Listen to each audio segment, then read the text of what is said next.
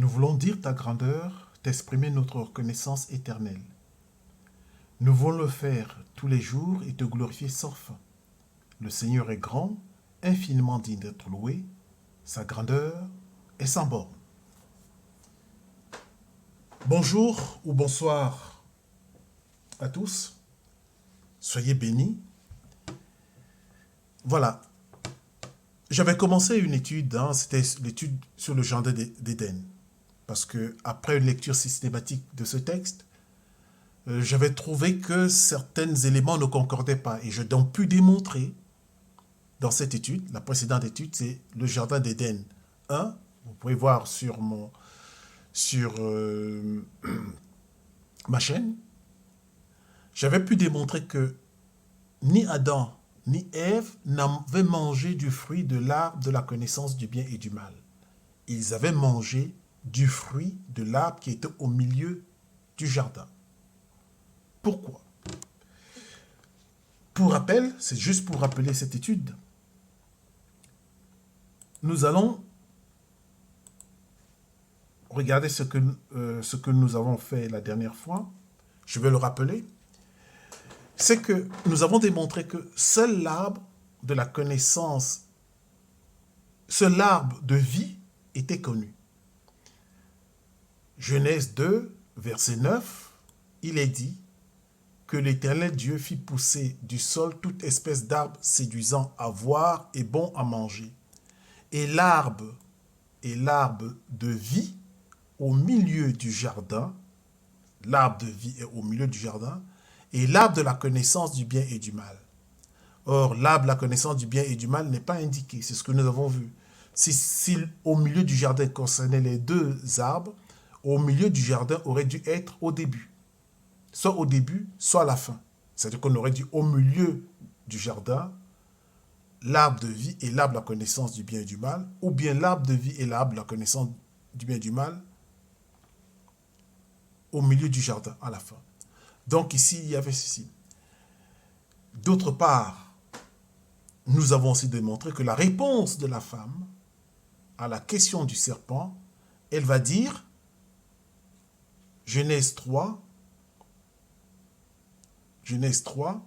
elle va dire, nous pouvons manger des arbres, non, nous pouvons manger des arbres du jardin, mais nous pouvons manger du fruit des arbres du jardin, autant pour moi, mais du fruit de l'arbre qui est au milieu du jardin, elle dit bien qu'il y a un seul arbre, le fruit de l'arbre est défini, donc il n'y a qu'un seul arbre qui est au milieu du jardin. Dieu a dit, vous n'en mangerez pas, vous ne toucherez pas. Et nous avons conclu, c'est vraiment une déduction de ce qu'il y a.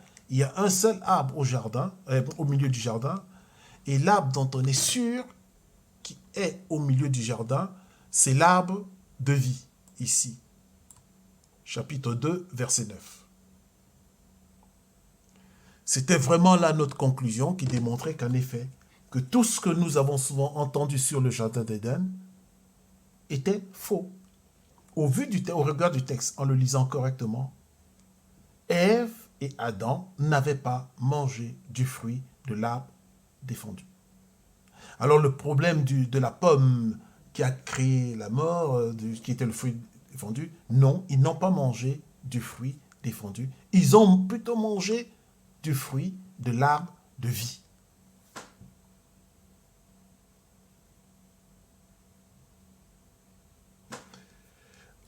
Donc c'était la conclusion. Aujourd'hui, nous allons donc continuer notre étude. Alors, pour cette étude, nous nous posons une question qu'avait compris Ève. Parce qu'il y a quand même, en lisant cette étude, il y a quelques questions qui se posent. Et nous allons vraiment voir le texte. Ici, j'ai mis pour ce texte, vraiment pour le jardin d'Éden, pour ce qui concerne notre étude, voici les textes qui sont concernés. Vous pouvez, si vous voulez, vous replonger dans le bain du jardin d'Éden, lire Genèse 2 et Genèse 3. Il y a des passages qui ne concernent vraiment pas notre étude, à proprement parler, Mais pour tout ce qui concerne notre étude, voici les textes que nous avons sélectionnés. Alors, nous allons voir pourquoi est-ce qu'on se pose ces questions. La première chose, pour moi, à la lecture de ce texte, je vais constater quelque chose. C'est que des 4 personnages, ou des 4 acteurs du Jardin d'Éden, à savoir Dieu, l'homme,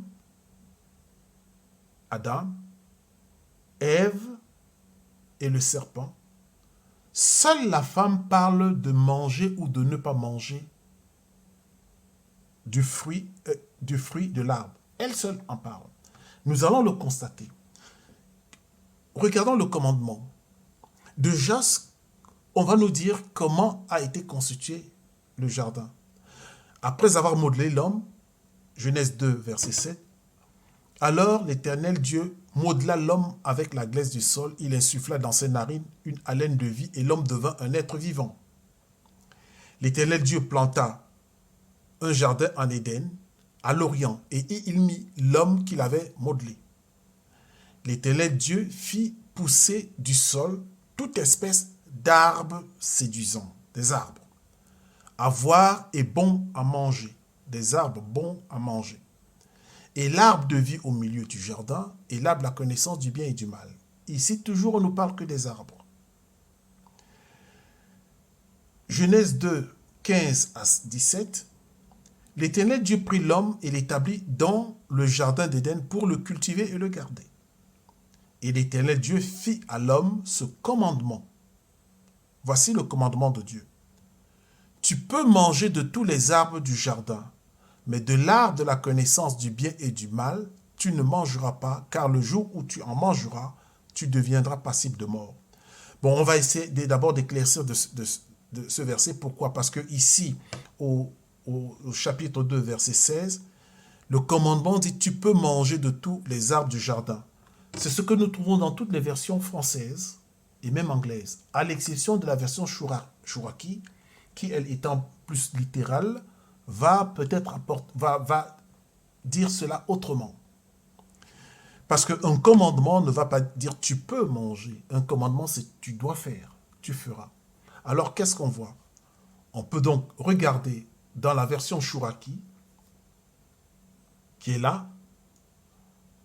Alors, c'est Chouraki, voilà. C'est la Genèse, en tête. Verset 1, verset 2.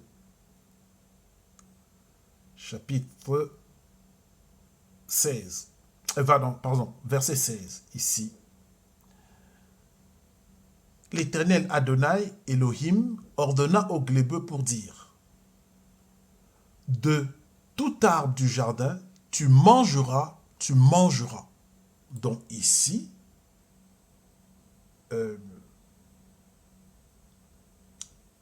Chouraki, la version Chouraki, va vraiment donner le sens du commandement. Si nous regardons les autres versions, vous pouvez voir les versions. Bon, ici, j'ai un outil que j'utilise. C'est un site internet qui diffuse des versions de Bible. C'est la Bible, lirelabible.net. Vous avez là son URL. Là, okay. Alors, nous allons prendre la traduction œcuménique, la Louis II, la Nouvelle Bible II. Nous ne prenons pas les autres Bibles parce que pour une étude, vraiment, elles ne sont pas les plus indiquées. Nous ne prenons pas la Colombe, non pas qu'elle est une mauvaise Bible, c'est une très bonne Bible. Mais seulement la Colombe est une version soit de la Nouvelle Bible, II, soit de la Louis II elle-même. Donc nous sommes Genèse 2, ici, dans ces 3 traductions, la Bible, la Nouvelle Bible II, la traduction œcuménique, la Tob, et la Louis II. Aux 2. Alors, c'est quoi? Verset 16. Alors, le Seigneur Dieu donna cet ordre à l'homme. Tu pourras manger de tous les arbres. Lui aussi dit ça. C'est la version...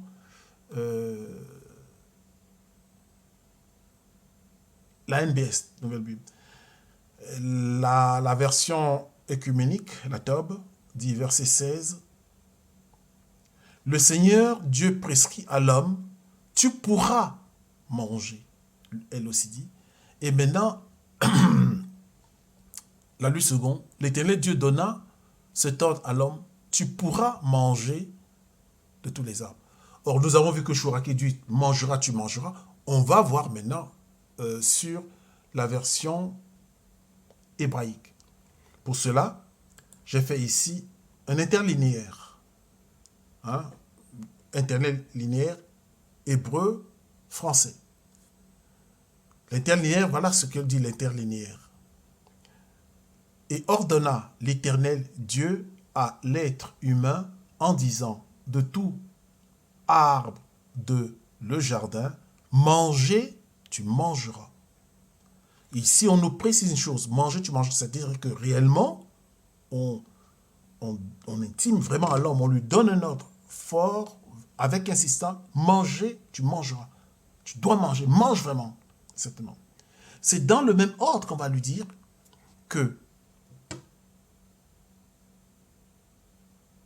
et de l'arbre de la connaissance bien et mal, ne manger, tu mangeras, ne pas, tu mangeras de lui, car le jour tu mangeras de lui, mourir, tu mourras.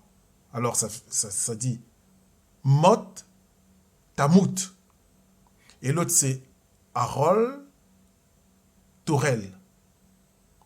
Donc ici, c'est la même chose.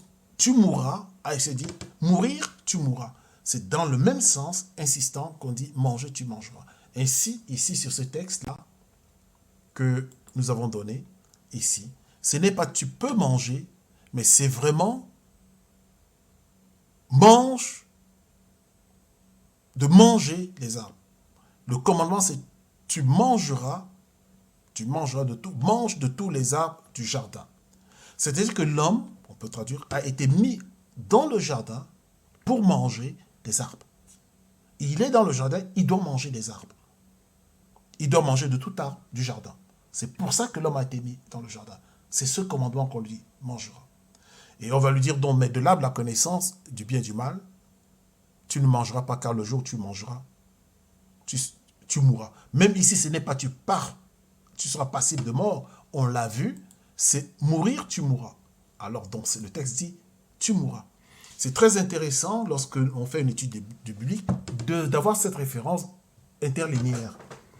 Ça précise, parce que pour dire, la plupart des traductions que nous avons sont des interprétations. Nous ferons peut-être une étude pour essayer de dire comment souvent ils traduisent les textes bibliques. Ils sont traduits de textes anciens, et souvent le contexte est difficile à comprendre.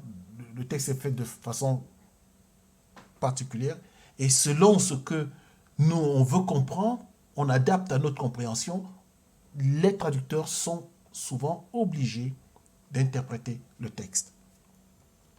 Donc ici, ce qu'on va remarquer ici par rapport à notre questionnement qu'a compris Ève, on voit ici qu'il est dit que l'Éternel lui aussi parle de manger des arbres ou de ne pas manger de l'arbre de la connaissance du bien et du mal. Voyez-vous. Si on va au verset 3 du même chapitre, nous verrons que le serpent, qui était le plus rusé des animaux des champs que l'Éternel Dieu avait fait, dit à la femme, alors, Dieu a dit, vous ne mangerez pas de tous les arbres du jardin. Le serpent, lui aussi, parle de manger des arbres. Le serpent dit manger de tous les arbres du jardin. La femme répondit au serpent, nous pouvons manger du fruit des arbres du jardin. C'est la femme ici qui va introduire autre chose. Elle va parler du fruit des arbres du jardin. Nous pouvons manger du fruit des arbres du jardin, mais du fruit de l'arbre qui est au milieu du jardin, Dieu a dit, vous n'en mangerez pas, vous ne toucherez pas sous peine de mort. Nous allons revenir ici plus tard, à la fin du verset, parce que ce problème-là, alors là, la manière dont le serpent pose cette question, pose sa question, est intrigante. On y passe facilement, mais ce n'est pas aussi simple que ça. On viendra. D'abord, regardons que la femme, elle est la seule qui parle de manger du fruit. Alors le serpent lui réplique, on va continuer pour aller plus. La femme, bon, lisons quand même, le serpent répliqua à la femme, pas du tout, vous ne mourrez pas. Mais Dieu sait que le jour où vous en mangerez, vos yeux s'ouvriront et vous serez comme des dieux qui connaissent le bien et le mal. On va étudier ce que c'est. Vraiment, tout ça, c'est très intéressant, vous verrez. La femme vit que l'arbre était bon à manger. La femme voit que l'arbre, ici, elle voit vraiment que c'est l'arbre qui était bon à manger et séduisant à voir.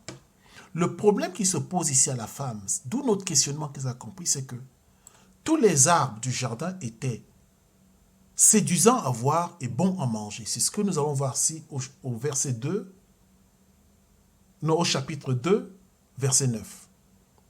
L'Éternel Dieu fit pousser toute espèce d'arbres séduisants à voir et bons à manger. Donc tous les arbres du jardin. Pour quelle raison la femme va trouver que l'arbre qui est au milieu du jardin, puisqu'elle vit que l'arbre, ici au verset 6, était bon à manger, c'est l'arbre qui est au milieu du jardin qu'elle a indiqué. Pourquoi c'est cet arbre sur lequel elle va faire un focus, trouvant qu'il est bon à manger et séduisant à voir, alors que tous les autres arbres l'étaient. Et qu'il était, cet arbre, désirable pour acquérir le discernement. Remarquons toujours une autre chose. La femme indique ici l'arbre qui est au milieu du jardin. Or, Dieu, l'Éternel Dieu, ce n'est pas l'arbre qui était au milieu du jardin qu'il avait indiqué. Vous comprenez? Or, la femme va dire, Dieu a dit, au verset 3 ici, mais du fruit de l'arbre qui est au milieu du jardin, Dieu a dit, vous n'en mangerez pas, vous n'y toucherez pas. Or, si vous voyez, tel n'est pas le cas. Le commandement de Dieu ne portait pas sur l'arbre qui est au milieu du jardin. C'était donc pas non plus le fruit de l'arbre, mais l'Éternel avait dit, mais de l'arbre de la connaissance du bien et du mal, et non l'arbre qui est au milieu du jardin. Il a dit, vous n'en mangerez pas. L'Éternel ne dit non pas plus, non. L'Éternel ne dit non plus que vous n'y toucherez pas sous peine de mort. Il ne dit pas non plus. Voyez-vous? D'où ce questionnement, qu'est-ce que vraiment elle a compris? Vous voyez très bien ici, Ève dit des choses qui ne concordent pas avec ce qu'a dit l'Éternel. Elle ne se réfère pas aux paroles de l'Éternel. Ce qu'on pourrait dire que nous faisons. Il nous arrive de prendre des décisions, de faire des raisonnements, de faire des interprétations, sans nous référer sur ce que dit l'Éternel. Vous verrez même qu'il y a des commandements, des interdits, des lois même dans certaines de nos communautés religieuses qui ne concordent pas avec ce qui est écrit, mais on les impose aux personnes. Nous répondons souvent comme nous pensons, nous raisonnons le texte. On veut qu'il soit adapté à nous, au contexte dans lequel nous sommes. C'est ce que Ève fait ici. Disons-nous dans un premier temps, ici où nous sommes. Vous voyez bien. Alors,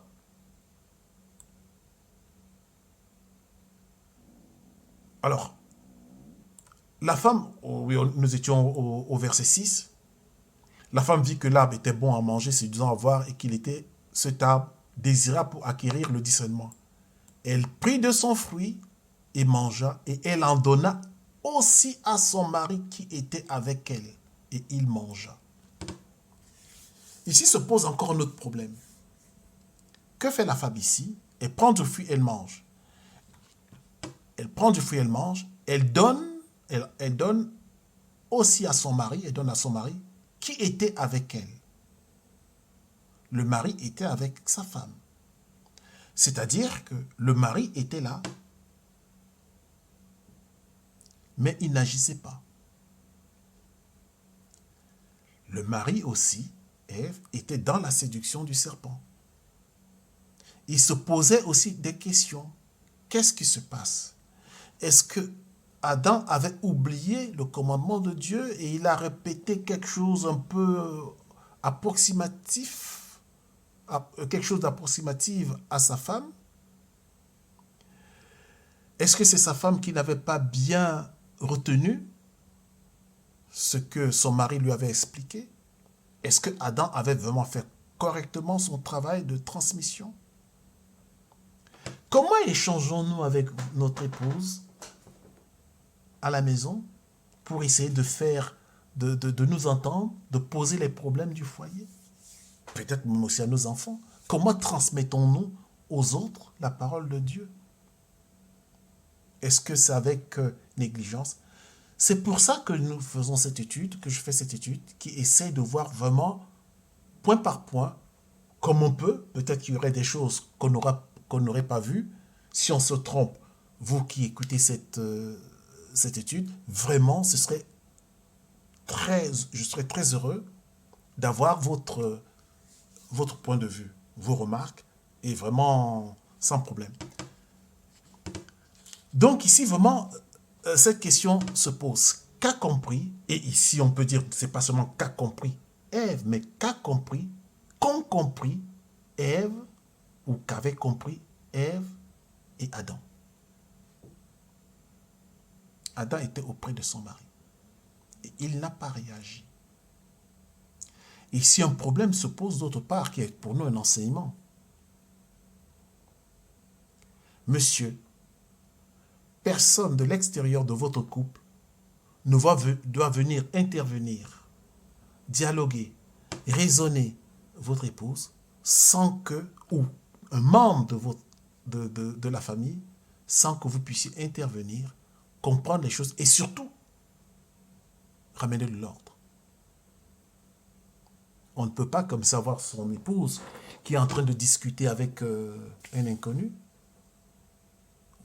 même inconnu, même quelqu'un de connu, sans que nous intervenons. Et surtout que si nous trouvons que ici, il dépasse ses responsabilités, qui sont celles de s'intéresser à ce qui se passe à l'intérieur de chez nous, il faut mettre le haut là. Voyez-vous, c'est un conseil.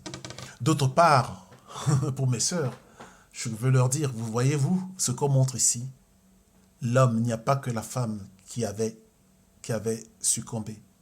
L'homme n'a pas assumé son rôle de chef, de partenaire de son épouse. Surtout, c'est lui qui a d'abord reçu le commandement. Il n'a pas su protéger le foyer pour les empêcher qu'un séducteur vienne gâcher le bonheur dans lequel Dieu les avait mis. L'homme n'a pas assumé. Nous n'avons pas fait aussi notre travail. Vous pouvez nous répliquer ça. Mais oui, vous étiez aussi là, mais vous n'avez pas. Il ne faut pas seulement dire les femmes. Donc l'homme aussi avait une responsabilité quant à la prise de décision de manger ce fruit. C'est-à-dire que l'homme, en fait, quand la femme a pris le fruit et l'a mangé, l'homme, bon, aussi a dit, bon, donne-moi aussi. Et voilà. Peut-être qu'il n'a pas dit donne-moi, mais il était déjà prêt. Il était déjà captivé. Nous allons continuer ce texte. Au verset 7 de ce même chapitre, « Alors leurs yeux s'ouvrirent et ils connurent qu'ils étaient nus. Ils cousirent des feuilles de figuier et se firent des pagnes. Ils entendirent le pas de l'Éternel Dieu qui se promenait dans le jardin à la brise du jour. Et l'homme et sa femme se cachèrent devant l'Éternel Dieu parmi les arbres du jardin. L'Éternel Dieu appela l'homme. « Où es-tu » dit-il. Alors, « J'ai entendu ton pas dans le jardin, » répondit l'homme. « J'ai eu peur parce que je suis nu et je me suis caché. » Il reprit, Dieu, « Et qui t'a appris que tu étais nu? Tu as donc mangé de l'arbre dont je t'avais défendu de manger. » Encore ici, Dieu parle de manger de l'arbre dont as-tu donc mangé de l'arbre, l'Éternel Dieu dont je t'avais défendu de manger. Et ici, au verset 12 du chapitre 3, et l'homme répondit, c'est la femme que tu as mise auprès de moi qui m'a donné de l'arbre et j'ai mangé. Ici, l'homme, qu'est-ce qu'il va dire? La femme que tu as mise auprès de moi m'a donné quoi? De l'arbre et j'ai mangé. L'homme aussi parle de l'arbre. Mais remarquez une chose qu'il doit sauter aux yeux. L'homme va dire que c'est la femme qui m'a donné quoi? De l'arbre. Or, qu'est-ce qu'elle a donné à l'homme? Elle a pris de son fruit et mangea, et elle donna aussi à son mari, ici au chapitre 6, là. Elle prit de son arbre, de son fruit, elle mangea du fruit de l'arbre qui est au milieu du jardin. Elle donna aussi à son mari qui était avec elle, et il mangea. La femme a donné à l'homme le fruit, et l'homme a mangé. Mais ce que l'homme va dire, la femme lui a donné quoi? De l'arbre. On verra, on essaiera de comprendre ça dans la prochaine vidéo. Ce serait un peu trop long ici. Vous verrez toutes les implications. Mais toujours est-il que l'homme parle de l'arbre, Dieu parle de manger ou de ne pas manger de l'arbre, le serpent parle de manger ou de ne pas manger de l'arbre, la femme parle de manger du fruit de l'arbre. Qu'est-ce qu'on a compris? Nous avons vu qu'elle parle de l'arbre interdit, de l'arbre qui est au milieu, du fruit de l'arbre qui est au milieu du jardin que Dieu avait interdit. Or, ce n'est pas ce fruit, ce n'est pas le fruit de l'arbre, ce n'est pas l'arbre qui est au milieu du jardin que Dieu avait interdit, mais c'est l'arbre de la connaissance du bien et du mal. Nous ne connaissons pas où est cet arbre. Et donc, ça pose un problème. Ça pose un problème. Pourquoi? Ce n'est pas sa conséquence, le fait qu'on ne connaisse pas l'arbre. Si nous voyons ici la question du serpent, nous sommes toujours dans Genèse 3. Premier verset. Alors Dieu a dit, vous ne mangerez pas de tous les arbres du jardin. D'abord, cette question, ce n'est pas la question que, c'est pas ce que Dieu dit, Dieu n'a jamais dit que vous ne mangerez pas de l'arbre du jardin. Or, ce qui se passe, Dieu n'a jamais dit, vous ne mangerez pas de tous les arbres du jardin. Dieu a dit, mais de l'arbre qui est de la connaissance du bien et du mal, vous n'en mangerez pas. Mais le problème, c'est ici ce mot « alors », que certains vont traduire par 2, 3.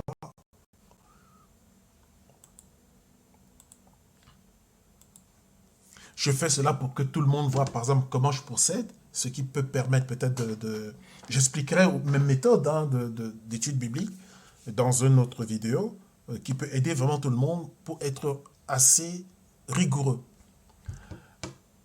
Alors, ici, Dieu a-t-il réellement dit, va dire la Nouvelle Bible seconde, l'acteur va dire vraiment Dieu a dit, et lui second va dire Dieu a-t-il dit, a-t-il réellement dit? Or, ce qui, je crois, revient au même alors. Bon, lui, il dit alors. Dieu a dit. Le mot qui est là, c'est chapitre 2. Il aurait fallu. Chapitre 2, 23. Non, chapitre 3, verset 1. Premier verset. Alors, je crois que mon appareil, je lui donne un peu trop de travail. Il est un peu en lentille. Il faudra que je fasse... Alors, chapitre 3, verset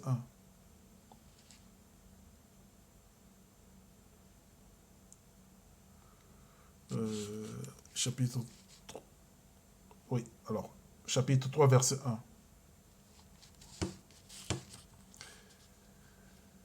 Bon, il dit à la fin. Et il dit à la femme, vraiment, alors c'est ce mot-là, af-là, qui est traduit par certains par af, et alors, et autres.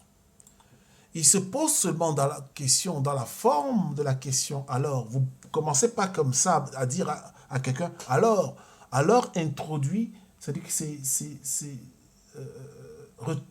introduit une conclusion. Alors, donc, si ça, c'est vraiment une déduction qu'on va dire par alors. Même si on dit vraiment, alors, ce qui veut dire quoi? Ce qui veut dire que, ici, soit ces trois personnages, ces trois acteurs, à savoir l'homme, la femme et le serpent, avaient échangé avant sur ce problème-là, soit alors le serpent avait la connaissance du commandement qui était ici,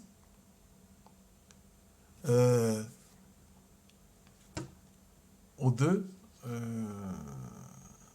Dieu fit ce commandement à l'homme, tu peux manger de tous les fruits, mais de l'arbre du bien et du mal, tu ne mangeras pas. Soit qu'il est au courant. Or, ce problème, il y a un problème qui se pose. Nous avons démontré que l'arbre de la connaissance du bien et du mal, on ne sait pas où il est. On ne le connaît pas. Alors, je vais préciser même que même l'arbre de vie, alors ça, il faut vraiment le retenir.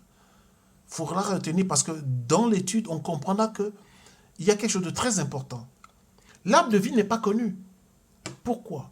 Parce que ici, le texte qui est là, tout le texte là, c'est le narrateur, qui est ici l'esprit, qui nous fait connaître à nous lecteurs ce que Dieu avait fait. Pousser des arbres, fait pousser l'arbre de vie au milieu du jardin et l'arbre de la connaissance du bien et du mal. Mais par contre, il ne révèle pas ceci au serpent. Dieu ne va pas, à l'homme, il ne va pas lui dire qu'il y a un arbre de vie au milieu du jardin. Donc là, l'homme ne le sait pas, la femme non plus. C'est peut-être ce qui va lui... Elle va peut-être dire, ah, peut-être que c'est l'arbre qui est au milieu du jardin, peut-être que c'est lui. Parce que les deux n'ont pas la connaissance. Le serpent non plus ne sait pas qu'il y a un arbre de vie. Ce qu'on sait, c'est qu'il y a un arbre de la connaissance du bien et du mal dans le jardin. Mais seulement, où est-il? Le fait qu'on ne sait pas où est cet arbre-là, de la connaissance du bien et du mal, vous comprenez la conséquence. Tous les arbres du jardin deviennent suspects. Manger un arbre, c'est le risque, peut-être, pour eux, de désobéir. Alors, comment on fait? Ainsi, tous les arbres, c'est comme si tous les arbres avaient été interdits de manger. On ne peut pas manger. Peut-être que c'est pour ça, et c'est même pas peut-être, c'est clair, tel que le questionnement du serpent. Alors Dieu a dit, vous ne mangerez pas de tous les arbres du jardin. Cette question se justifie. Le serpent ne ment pas vraiment, mais il ment peut-être d'une façon très subtile. Parce qu'il va dire, vous ne mangerez pas de tous les arbres du jardin, mais on voit que c'est déduit de ce que le commandement dit. On parle d'un arbre qu'on ne connaît pas, qu'il faut manger et qui est dans le jardin. Alors quel arbre on peut manger? C'est difficile à dire. Est-ce que c'est ça qui fait que la femme a plus pensé aux fruits et préféré ne pas aborder ce problème de l'arbre parce qu'elle ne sait pas où ça se trouve? Nous comprenons, nous allons étudier tous ces comportements. Vous verrez que par rapport au texte, il y a là des éléments que nous n'avons pas souvent étudiés dans l'histoire commune que nous savons, à savoir la femme avait mangé du fruit défendu. Je vous montre ici que non, il ne l'a pas mangé. Mais il l'a mangé. Ils ont plutôt mangé de l'arbre de vie. Vous me posez la question, alors pourquoi ils sont morts? On va voir pourquoi. Pas dans cette étude, parce que ça va être très long, on verra pour la deuxième étude. Mais ici, donc, ce questionnement-là est vraiment conséquent. C'est pourquoi, certainement, le serpent va poser la question de cette manière. Soit qu'ils ont discuté avant, soit qu'il en avait la connaissance, et il pose cette question. Et la femme, elle va peut-être pas botter en touche, mais faire une fête, parler des fruits, et peut-être s'emporter dans son rêve de manger de beaux fruits. Peut-être, je ne sais pas. Mais vous comprenez ce que je suis en train de dire, que il y a là un problème. Et après, elle va s'égarer, et va se mettre à répéter tout un ensemble de choses, qui n'étaient pas vraiment du commandement que Dieu avait donné. Donc, dans ce texte-ci, nous voyons tout un ensemble de choses qui nous posent un problème par rapport à ce qu'on connaît du texte. D'abord, le serpent n'a pas... Il est très subtil, parce que jusqu'à présent, là, il ne dit rien de faux. Même la question qui dit mais Dieu sait que le jour où vous en mangerez, vos yeux s'ouvriront et vous saurez que vos yeux s'ouvriront et vous serez comme des dieux qui connaissent le bien et le mal. C'était pas si faux.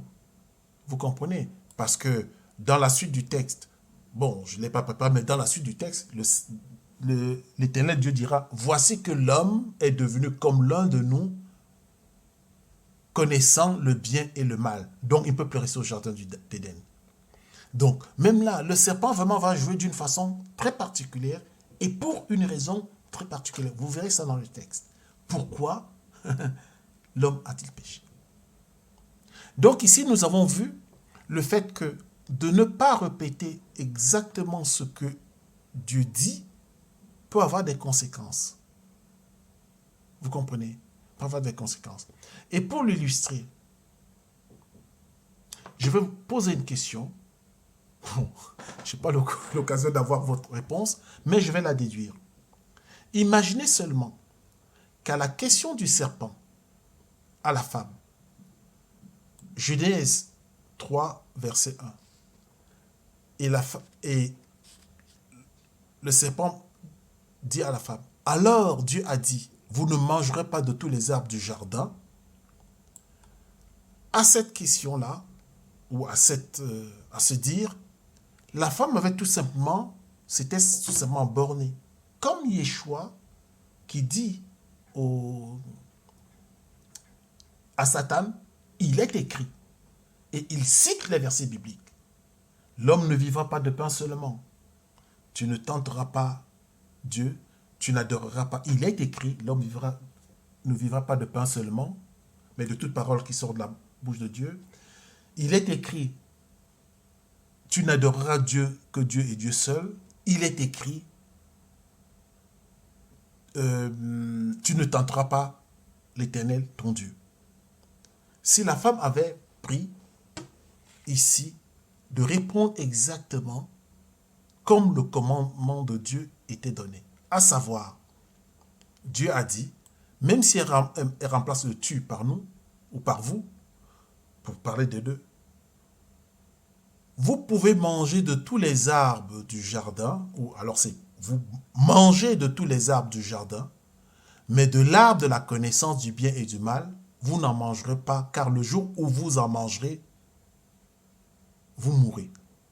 Ou bien avait-elle dit, ah, l'Éternel Dieu a dit à mon mari, à Adam, tu peux manger de tous les arbres du jardin, mais de l'arbre de la connaissance du bien et du mal, tu ne mangeras pas, car le jour où tu en mangeras, tu mourras. Imaginez quelle aurait été la réponse, quelle aurait été la réplique du serpent. Est-ce qu'il aurait dit ça? Est-ce qu'il aurait trouvé le moyen de les pousser à la faute? Parce qu'il le fait subtilement. Pourquoi?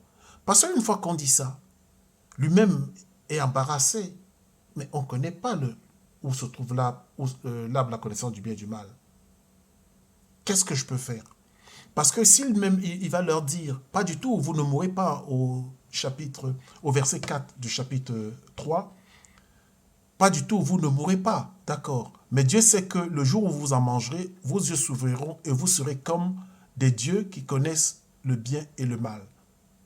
Même si il le disait, pour la femme, elle ne peut pas se mettre à voir que l'arbre était bon à manger, parce que elle ne peut pas répondre à cette question. Elle ne sait pas où est l'arbre. Voyez-vous, le serpent aurait été coincé. Le serpent aurait été coincé. Le fait que on dit, il est écrit. Et on cite, alors, vous verrez le passage de l'Éternel avec le serpent, c'est juste après son baptême, début de son ministère. Après son baptême, vous verrez ce passage. Yeshua ne fait que citer la parole de Dieu. Si la femme avait cité ici la parole de Dieu, vous verrez vous-même, elle aurait mis un bouclier et même une glaive contre le serpent. Et il y aura là l'épée pour arrêter le serpent et seulement se protéger. Nous avons vu ici ce texte, nous avons tiré quelques études. Je vous donne ici une analyse qui vous donne aussi une autre piste d'étude. Mais vous pourrez continuer à lire ce texte. Vous verrez qu'il y a énormément de leçons et de méditations. Nous n'avons pas fini ce texte à étudier le jardin d'Éden. Nous découvrirons d'abord déjà découvrir pourquoi la femme, pourquoi l'homme va mourir, pourquoi Dieu va-t-il maudire la terre à cause de la faute des hommes. Pourquoi ont-ils fauté? Nous verrons cela. Mais avant tout, je vous ai montré ici que le fait d'utiliser le texte tel qu'il est mis n'est pas si anodin. Que le texte biblique lui-même va nous enseigner ce fait que la parole de Dieu est un bouclier, est une armure, est un bouclier et une armure. Alors, pour cela, j'ai ici fait certains versets, concocté quelques versets bibliques qui peuvent nous permettre de comprendre ce fait et d'avoir un effort de comprendre ce qu'on dit. Psaume 91, verset 4. Il te couvre de ses ailes, tu as sous son penage un abri. Armure et bouclier, sa vérité. Or, sa vérité, si est important. Pourquoi? Parce que quand nous lisons Jean 17, verset 17, je vais déjà préciser quelque chose qui est très important. Ce chapitre de 17-là, c'est un conseil. Hors du sujet que je donne, il faut le méditer. Car ce chapitre, je le trouve, est réellement le testament de notre Seigneur Yeshua HaMashiach. Celui que certains appellent Jésus, que certains ont nommé Jésus. Ce chapitre est très important. Lisez-le, vous pourrez me poser des questions, on verra pourquoi. Alors, ce verset, ce texte nous dit « Sanctifie-les dans la vérité. Ta parole est la vérité. » C'est la parole qui est la vérité. C'est-à-dire qu'ici, on peut lire le psaume 91, verset 4, différemment. Il te couvre de ses ailes, tu as sous son penage un abri, armure et bouclier, sa parole. Car la parole de Dieu est la vérité. Jérémie va nous dire ce que c'est que cette parole. Ma parole n'est-elle pas comme un feu, oracle de l'Éternel, donc parole de l'Éternel? N'est-elle pas un marteau qui fracasse le roc? Ce n'est pas nos interprétations, ce n'est pas notre incompréhension, même si notre interprétation est juste attention. La parole de Dieu, il est écrit. Parce que la vérité, c'est il est écrit. Ce n'est pas ce que je pense, ce que j'ai déduit, même si c'est juste, mais c'est il est écrit. Donc, n'est-elle pas comme un marteau qui fracasse le roc? Éphésiens 6, 12, 13, c'est un verset que nous connaissons, mais il nous précise quelque chose. Car ce n'est pas contre les adversaires de sang et de chair que nous avons à lutter, mais contre les principautés, contre les puissances, contre les régisseurs de ce monde de ténèbres, contre les esprits du mal qui habitent les espaces célestes. C'est pour cela qu'il vous faut endosser l'armure de Dieu, certains disent tous les armes de Dieu, et c'est bien, afin qu'au jour mauvais, vous puissiez résister et après avoir tout mis en œuvre, rester ferme. Il faut endosser l'armure de Dieu. Et bon, je saute les passages, vous pourrez les lire, le 14, le verset 14, le verset 15, le verset 16, mais le verset 17 dit « Afin, recevez le casque du salut et le glaive de l'esprit, c'est-à-dire la parole de Dieu. » Armons-nous de cette parole. Sachons-la comprendre, telle qu'on est, et utilisons-la en disant « Il est écrit ». Deutéronome 12, verset 32. Alors, pour certains Bibles, c'est 12, 32. Pour d'autres, c'est 13, verset 1. Vous verrez par rapport à votre Bible, ce texte-là. C'est soit 12, 32, Deutéronome 12, 32, ou 13, 1. Il est dit, tout ce que je vous ordonne, l'Éternel, par ses prophètes, tout ce que je vous ordonne, vous le garderez et le pratiquerez sans y ajouter ni en retrancher. Important. Ève s'est mise à ajouter. Dieu a dit de ne pas toucher. Il n'avait jamais dit. L'arbre qui est au milieu du jardin, c'est pas ce que Dieu avait dit. il y a tout un ensemble de modifications. Et alors, bon, vous pourrez le trouver, Matthieu chapitre 5, je pense, où l'Éternel, Yeshua met en garde contre la modification de la parole de Dieu. Même pas un iota ne doit changer. C'est ça qui nous garde. Deutéronome 5, verset 32, 33. Gardez et mettez en pratique. Ainsi vous l'a ordonné l'Éternel, votre Dieu. Ne vous écartez ni à droite ni à gauche. Vous suivrez tout le chemin que l'Éternel, votre Dieu, vous a tracé, alors vous vivrez. Vous aurez bonheur et longue vie dans le pays dont vous allez prendre possession. De ne se tourner ni à droite ni à gauche. Le texte doit être exactement. Avec ça, vous aurez, alors vous vivrez. Parce qu'ils sont certainement détournés à droite ou à gauche, changer ce que l'Éternel avait dit, la vie, la longue vie qu'il devait avoir au jardin d'Éden, les a échappés. Le bonheur d'une vie paradisiaque a changé. Le sol a commencé à produire ses ronces. Nous sommes aujourd'hui dans des difficultés. C'est une leçon importante. Et il y en a encore d'autres. Nous verrons ensemble et nous étudierons. J'espère que je vais me rappeler de ça, parce que ce que dit ici, ce que vous a ordonné l'Éternel, votre Dieu, ou est-ce que oui, vous suivrez dans le chemin que l'Éternel, votre Dieu, vous a tracé. C'est très important ça, l'Éternel, votre Dieu. Je pourrais même le faire maintenant. Je fais ce texte, vous m'écoutez. Peut-être, je ne sais pas comment vous trouvez, si vous trouvez que l'étude n'est pas juste, il revient à chacun de se poser la question, mais que dit Dieu? S'il est juste, la même question doit être posée, que dit Dieu? Chacun de nous vérifie vraiment et fait sienne cette étude, ne pas être obligé de faire référence à quelqu'un d'autre, être capable personnellement de l'étudier, même de l'enrichir. Ainsi, la parole, ce que nous dit Jean 1, 1, la parole est Dieu, était Dieu, nous dit que ainsi, cette parole sera nôtre. Ainsi, Dieu sera notre Dieu. Ce n'est pas le Dieu de quelqu'un d'autre. Moi, je vous dis ce que Dieu m'a révélé de mon étude. Qu'est-ce qui vous le révélera? Qu'est-ce qui vous révélera? Peut-être trouverez-vous que l'étude est fausse, mais vraiment, je serais très heureux que vous me le communiquiez. Qu'elle est vraie, elle est votre étude.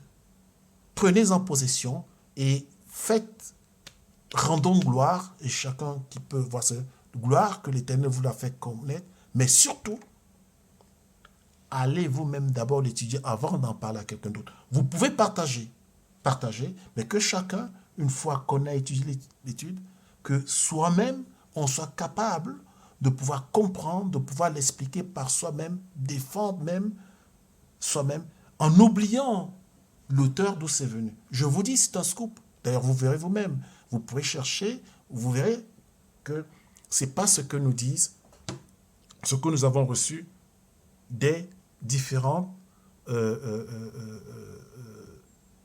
religions, des 3 religions monothéistes. Le contraire. Donc ici, je m'arrête pour cette étude, mes chers frères. Je suis heureux pour ceux qui sont arrivés à la fin. Vraiment que Dieu vous bénisse et qui vous accompagne dans tout ce que vous faites, et rendons-lui gloire.